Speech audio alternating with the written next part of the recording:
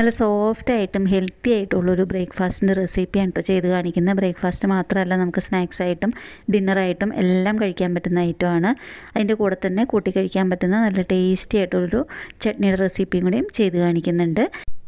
നല്ല പഞ്ഞി പോലെ ഇരിക്കുന്ന ഒരു അപ്പം ആണ് കേട്ടോ ഇത്. വെജിറ്റബിൾസ് എല്ലാം ചേർത്തിട്ട് നല്ല ഹെൽത്തി ആയിട്ടുള്ളൊരു പലഹാരമാണ്. ഇതിൽ സോഡാപ്പൊടിയോ അല്ലെങ്കിൽ മൈദയോ ഒന്നും ചേർത്തിട്ടില്ല. അതായത് ഇതുപോലെ നല്ല സോഫ്റ്റായിട്ടിരിക്കും. ഈ ചമ്മന്തി എല്ലാം കൂട്ടി കഴിക്കാനായിട്ട് നല്ല സൂപ്പറായിട്ടുള്ള ടേസ്റ്റാണ് കേട്ടോ. അപ്പോൾ ഇത് ഞാൻ ഗോതമ്പ് പൊടി വെച്ചിട്ടാണ് ചെയ്തെടുത്തേക്കുന്നത്. അപ്പോൾ നമുക്കിതിലേക്ക് ആദ്യം തന്നെ ഒരു കൂട്ടാണ് തയ്യാറാക്കി എടുക്കേണ്ടത്. അപ്പോൾ ആ കൂട്ട് എങ്ങനെയാണ് തയ്യാറാക്കുന്നതെന്ന് നോക്കാം. അതിനായിട്ടൊരു പാൻ വെച്ചിട്ടുണ്ട്. അതിലേക്ക് ഒരു ടേബിൾ സ്പൂൺ കുക്കിംഗ് ഓയിൽ ഒഴിച്ചു കൊടുത്തു. ചൂടായി കഴിയുമ്പം കടുക് ഇട്ട് കൊടുത്തിട്ടുണ്ട്. കടുക് പൊട്ടി കഴിയുമ്പം ഒരു സ്പൂൺ ഉഴുന്നുപരിപ്പ് കൂടെ ചേർത്ത് കൊടുത്തിട്ടുണ്ട്. ഉഴുന്നുപരിപ്പ് ശരിക്കൊന്ന് മുരിഞ്ഞു തുടങ്ങുന്ന സമയത്ത് അതിലേക്കൊരു ചെറിയ സവാള ചോപ്പ് ചെയ്ത് അത് ചേർത്ത് കൊടുക്കുകയാണ്. സവാള ഒന്ന് കളർ മാറി തുടങ്ങുന്ന സമയത്ത് അതിലേക്ക് മീഡിയം സൈസിലുള്ള ഒരു ക്യാരറ്റ് ഗ്രേറ്റ് ചെയ്ത് അതും ചേർത്ത് കൊടുക്കുകയാണ്. അപ്പോൾ ഈ പച്ചക്കറികൾ ഗ്രേറ്റ് ചെയ്ത് ചേർക്കുന്നതുകൊണ്ട് പെട്ടെന്ന് വെന്ത് കിട്ടും കേട്ടോ. അപ്പോൾ ഈ സവാളയും ക്യാരറ്റും ശരിക്കും ഒന്ന് മൂത്ത് തുടങ്ങുന്ന സമയത്ത് ഒരു ചെറിയൊരു കഷ്ണം ഇഞ്ചി ചോപ്പ് ചെയ്ത് അതിൻ്റെ കൂടെ തന്നെ ഒരു ചെറിയൊരു പച്ചമുളകും കൂടിയും ചെറുതായിട്ട് ചോപ്പ് ചെയ്തിട്ട് അതും ചേർത്ത് കൊടുക്കുന്നുണ്ട്. അപ്പോൾ ക്യാരറ്റ് സവാളയും ഇഞ്ചിയും പച്ചമുളകും എല്ലാം ഒന്ന് മൂപ്പിക്കുക. അതുപോലെ തന്നെ ചെറിയൊരു പീസ് ക്യാബേജും കൂടിയും ചോപ്പ് ചെയ്ത് അതും ചേർത്ത് കൊടുക്കുന്നുണ്ട്. കൂടെ തന്നെ ഒരു മീഡിയം സൈസിലുള്ള ഉരുളക്കിഴങ്ങ് ഒന്ന് ഗ്രേറ്റ് ചെയ്തിട്ട് അതും ചേർത്ത് കൊടുക്കുന്നുണ്ട്. അപ്പോൾ ഈ ഉരുളക്കിഴങ്ങ് ഗ്രേറ്റ് ചെയ്തിട്ട് നമുക്ക് തണുത്ത വെള്ളത്തിലേക്ക് ഇടണം. അതിൽ നിന്ന് വേണം കഴുകിയെടുക്കാനായിട്ട്, അല്ലാന്നുണ്ടെങ്കിൽ കളറ് പോകും. അപ്പോൾ ഉരുളക്കിഴങ്ങ് ഇതെല്ലാം ചേർത്ത് കൊടുത്തു കഴിഞ്ഞതിന് ശേഷം ഈ കൂട്ടിന് ആവശ്യത്തിനുള്ള ഉപ്പ് ചേർത്ത് കൊടുക്കുകയാണ്. ഉപ്പൂടെ ചേർത്ത് കൊടുത്തിട്ട് ഇതൊന്ന് മിക്സ് ചെയ്യുക. നല്ലപോലെ മിക്സ് ചെയ്ത് കഴിഞ്ഞിട്ട് ഇതൊന്ന് ഈ പച്ചക്കറികളൊന്ന് വാടി കിട്ടാൻ പാകത്തിന് നമുക്കിതൊന്ന് അടച്ച് വയ്ക്കണം. അപ്പോൾ ഇത് 2-3 മിനിറ്റ് ഒന്ന് അടച്ച് വെച്ചാൽ മാത്രം മതി. എല്ലാം ഗ്രേറ്റ് ചെയ്തിരിക്കുന്ന പച്ചക്കറികളായതുകൊണ്ട് പെട്ടെന്ന് തന്നെ വെന്ത് കിട്ടും. അപ്പോൾ അത് 2-3 മിനിറ്റ് ഒന്ന് അടച്ച് വെച്ച് കഴിഞ്ഞതിന് ശേഷം ഇതൊന്ന് തുറന്ന് നോക്കിയിട്ട് വേറെ കുറച്ച് സാധനങ്ങളും കൂടെയും ഇതിലേക്ക് ചേർത്ത് കൊടുക്കാനുണ്ട്.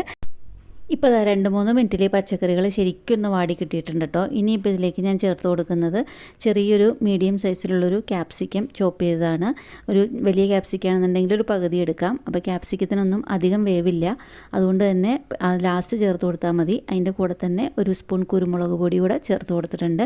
നിങ്ങൾക്ക് ഇഷ്ടമുണ്ടെന്നുണ്ടെങ്കിൽ മാത്രം ചേർത്ത് കൊടുത്താൽ മതി.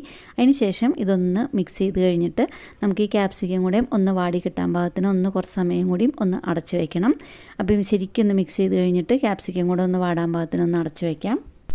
ക്യാപ്സിക്കം പെട്ടെന്ന് വാടി കിട്ടും കേട്ടോ. അധികം സമയമൊന്നും വേണ്ട. മറ്റേ പച്ചക്കറികൾ വെന്ത് അത്രയും സമയമൊന്നും ആവശ്യമില്ല. ക്യാപ്സിക്കത്തിന് വെറുതെ ചൂട് മാത്രം മതി. അപ്പോൾ അത് പെട്ടെന്ന് തന്നെ വാടി കിട്ടും. ഇപ്പോൾ ഇതാ ക്യാപ്സിക്കം ശരിക്കും ഒന്ന് വാടി കിട്ടിയിട്ടുണ്ട്. ഇനിയിപ്പോൾ ഈ കൂട്ടിൻ്റെ ചൂടാറണം. അപ്പോൾ ഇത് ചൂടാറാനായിട്ട് നമുക്കൊന്ന് മാറ്റി വയ്ക്കാം. ചൂടാറുന്ന സമയത്തേക്ക് നമുക്ക് ഇതിനുള്ള മാവ് തയ്യാറാക്കി എടുക്കണം. അതിനായിട്ടൊരു ബൗൾ എടുത്തിട്ടുണ്ട്. ആ ബൗളിലേക്ക് ഞാനിപ്പോൾ 1 കപ്പ് ഗോതമ്പ് പൊടി ആണ് ചേർത്ത് കൊടുക്കുന്നത്. ആ ഗോതമ്പ് പൊടി എടുത്തിരിക്കുന്ന അതേ സെയിം കപ്പിൽ തന്നെ 1/2 കപ്പ് റവ എടുത്തിട്ടുണ്ട്. ഇത് വറുത്ത റവയോ വറുക്കാത്ത റവയോ എന്ത് വേണമെന്നുണ്ടെങ്കിലും ഉപയോഗിക്കാം. ഞാനിപ്പോൾ ഇവിടെ വറുത്ത റവയാണ് എടുത്തേക്കുന്നത്. അതിൻ്റെ കൂടെ തന്നെ സോഫ്റ്റ് ആയിട്ടുള്ള 1/2 കപ്പ് അരിപ്പൊടി കൂടെ ചേർത്ത് കൊടുത്തിട്ടുണ്ട്. പിന്നെ അതിലേക്ക് ആവശ്യത്തിനുള്ള ഉപ്പ് കൂടി ചേർത്ത് കൊടുത്തു. അതിന് ശേഷം ഒരു 1/4 കപ്പ് തൈരും കൂടെയും ചേർത്ത് കൊടുത്തു കഴിഞ്ഞതിന് ശേഷം, ചെറുതായിട്ട് പുളിയുള്ള തൈരാണ് കേട്ടോ. അതിന് ശേഷം വെള്ളം ഒഴിച്ച് കൊടുത്തു കഴിഞ്ഞിട്ട് ഇതൊന്ന് മിക്സ് ചെയ്യുക.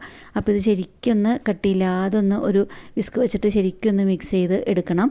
ഫുള്ള് എല്ലാം മിക്സ് ചെയ്ത് കഴിയുമ്പം ഞാൻ എത്ര അളവിൽ വെള്ളം ചേർത്തു ഇതിലെന്ന് ഞാൻ പറഞ്ഞുതരാം. അപ്പോൾ ഇതൊന്ന് കുറേശ്ശെ വെള്ളം ചേർത്തിട്ടൊന്ന് മിക്സ് ചെയ്യുകയാണ് കേട്ടോ. ഒട്ടും കട്ടയില്ലാതെ ഇതുപോലെ ഇങ്ങനെ മിക്സ് ചെയ്ത് കിട്ടണം. പക്ഷേ ഇത് റവ ആയതുകൊണ്ട് തന്നെ ഇരിക്കും തോറും കുറച്ചും കൂടി ഒന്ന് കട്ടിയാവും. അപ്പോൾ ഒന്ന് സെറ്റ് ആവാനായിട്ട് കുറച്ച് സമയം ഒന്ന് അടച്ച് വെച്ചിട്ടുണ്ട്.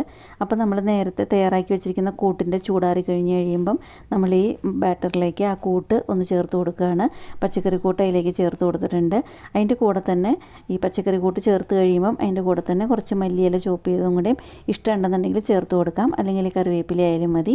ഇനിയിപ്പോൾ പച്ചക്കറി കൂട്ട് ചേർത്ത് കൊടുത്തു കഴിഞ്ഞതിന് ശേഷം അതൊന്ന് മിക്സ് ചെയ്യുക. ഞാൻ നേരത്തെ പറഞ്ഞതുപോലെ റവ ആയതുകൊണ്ട് ശരിക്കൊന്ന് കട്ടിയായിട്ടുണ്ട്. കുറച്ചും കൂടെയും വെള്ളം ഒഴിച്ചിട്ട് ഞാനതൊന്ന് മിക്സ് ചെയ്യുകയാണ്. ശരിക്കൊന്ന് മിക്സ് ചെയ്ത് നേരത്തെ പോലെ നല്ല ഒഴുകുന്ന പരുവത്തിലാക്കിയെടുക്കണം. ഇപ്പോൾ ഞാൻ പൊടികളൊക്കെ എടുത്ത കപ്പിൽ ഒരു 2.5 കപ്പ് വെള്ളമാണ് കേട്ടോ എടുത്തത്. അപ്പോൾ ഇത് മിക്സ് ചെയ്ത് കഴിഞ്ഞതിന് ശേഷം നമുക്കിതിലേക്ക് ആവശ്യമുള്ള ചട്നി, റെഡ് ചട്നി തയ്യാറാക്കിയെടുക്കാം. അതിനായിട്ട് ഞാനിപ്പോൾ ഒരു പാൻ വെച്ച് കൊടുത്തിട്ടുണ്ട്. പാനിലേക്ക് 2 ടേബിൾ സ്പൂൺ വെളിച്ചെണ്ണ ഒഴിച്ചു കൊടുത്തു. അതിനുശേഷം അതിലേക്ക് 3 വലിയ സവാള ഒന്ന് ചെറിയ ചതുര കഷ്ണങ്ങളാക്കി മുറിച്ചിട്ട് അത് ചേർത്ത് കൊടുത്തു. ഈ സവാളയൊന്ന് മൊരിഞ്ഞ് കിട്ടണം. അതിൻ്റെ കൂടെ തന്നെ ഒരു 4-5 വലിയ വെളുത്തുള്ളി കൂടെ ചേർത്ത് കൊടുത്തിട്ടുണ്ട്. ഇതെല്ലാം ശരിക്കും ഒന്ന് മൊരിച്ചെടുത്ത് കഴിഞ്ഞിട്ട് വേണം നമുക്ക് ചമ്മന്തി അരയ്ക്കാനായിട്ട്. വേറെ ഒന്നും ചേർക്കേണ്ട ആവശ്യമില്ല. അതുപോലെ ഇങ്ങനെ ഇത്രയും മൊരിഞ്ഞ് കിട്ടുമ്പം ഫ്ലെയിം ഓഫ് ചെയ്ത് കഴിഞ്ഞിട്ട് എരിവിന് ആവശ്യത്തിനുള്ള മുളക് പൊടി ചേർത്ത് കൊടുക്കുക. അതിനുശേഷം ഇത് അരയ്ക്കുന്ന സമയത്ത് മാത്രം നമുക്ക് ഉപ്പ് ചേർത്ത് കൊടുത്താൽ മതി. ഇനിയിപ്പോൾ ഇതൊരു മിക്സിയുടെ ജാറിലേക്ക് ഇട്ടിട്ട് ഇതൊന്ന് അരച്ചെടുക്കണം. അപ്പോൾ ആവശ്യത്തിനുള്ള ഉപ്പ് ചേർത്ത് കൊടുത്തു കഴിഞ്ഞിട്ട് വേണം ഇതൊന്ന് അരച്ചെടുക്കാനായിട്ട്. ശരിക്കും ഇതൊന്ന് ചൂടാറി കഴിഞ്ഞിരിക്കുന്ന സമയത്ത് ഒരു മിക്സിയുടെ ജാറിലേക്ക് ഇട്ട് കൊടുത്തിട്ട് അതുപോലെ ഇങ്ങനെ ഉപ്പെല്ലാം ചേർത്ത് ഇതൊന്ന് അരച്ചെടുക്കുക. അപ്പോൾ ആ റെഡ് ചട്നിയും ഇവിടെ റെഡിയായി കിട്ടിയിട്ടുണ്ട്. ഇഡ്ഡലിക്കും ദോശയ്ക്കും എല്ലാം നല്ല ബെസ്റ്റ് കോമ്പിനേഷൻ ആണ് കേട്ടോ ഈ റെഡ് ചമ്മന്തി. ഇനിയിപ്പം ഈ അപ്പം തയ്യാറാക്കാനായിട്ട് ഞാനൊരു പാൻ വെച്ച് കൊടുത്തിട്ടുണ്ട്. പാനിലേക്ക് നമ്മൾക്ക് എണ്ണയൊന്നും ചേർക്കണ്ട. നേരത്തെ മിക്സ് ചെയ്ത് വെച്ചിരിക്കുന്ന ആ ബാറ്റർ നമുക്ക് ഒരു തവി ഒന്ന് കോരി ഒഴിച്ചു കൊടുക്കുക. അധികം പരത്തേണ്ട ആവശ്യമൊന്നുമില്ല, അധികം തിന്നായിട്ട് പരത്തേണ്ട ആവശ്യമില്ല.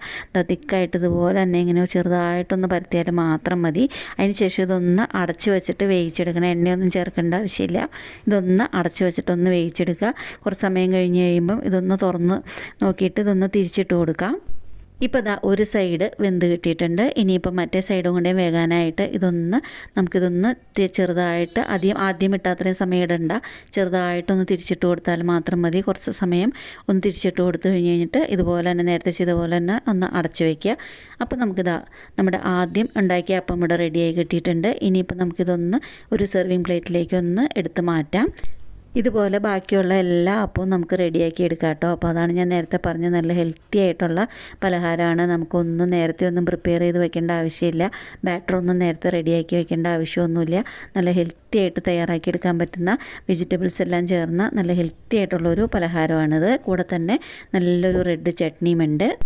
അപ്പോൾ ഈ റെസിപ്പി നിങ്ങൾക്ക് ഇഷ്ടപ്പെട്ടു എന്നുണ്ടെങ്കിൽ നിങ്ങൾ ഇതുപോലെ ഒന്ന് ഉണ്ടാക്കി നോക്കുക. ഉണ്ടാക്കി നോക്കിയിട്ട് താഴെയുള്ള കമൻറ്റ് ബോക്സിൽ നിങ്ങളുടെ അഭിപ്രായങ്ങൾ അറിയിക്കുക. അതുപോലെ തന്നെ ഇഷ്ടപ്പെട്ടു എന്നുണ്ടെങ്കിൽ ഫ്രണ്ട്സിനും റിലേറ്റീവ്സിനും ഒക്കെ ഇതൊന്ന് ഷെയർ ചെയ്ത് കൊടുക്കുക. അപ്പോൾ എന്നും പറയുന്ന പോലെ എൻ്റെ റെസിപ്പി ആദ്യമായിട്ട് കാണുന്നവരുണ്ടെന്നുണ്ടെങ്കിൽ എൻ്റെ ചാനലൊന്ന് സബ്സ്ക്രൈബ് ചെയ്ത് സപ്പോർട്ട് ചെയ്യുക.